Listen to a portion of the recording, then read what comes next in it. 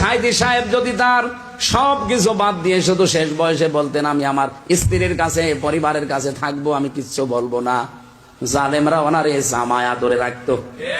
আমি নিজে তার মুখে শুনেছি, আমারে বলছে হামজা বলেছিল যে শুধু জামাত ইসলাম ছেড়ে দিতে, আপনি কোনো দল করবেন না, আপনি পীর সাহেবের মতো শুধু মুরিদ বানাবেন, আপনার জন্য আমরা ঢাকাতে বিশাল দরবার করে দেব, শুধু মানুষ যাবে, মুরিদ বানাবেন, দেওয়ানবাগের মতো এরকম ভুড়ি হবে। আমি যদি ওই দিন মেনে নিতাম, সত্যি আমি এই 13 বছর জেলে থাকতাম না। ওনার সাথে শেষ কথা যেগুলো হয়েছিল আমার, শেষে বের হওয়ার খুব বেশি হলো কয়েকদিন আগে হাসপাতালে আমার সাথে দেখা, ওই কথাগুলো সব আমি লিখেছি বইয়ে। আমার ভাইরা,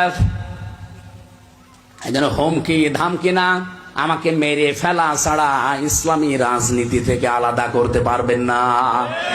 কারণ আমি এই রাস্তায় বুঝে শুনে এসেছি, আমার আখেরাত তৈরি করার জন্য আমি নেমেছি।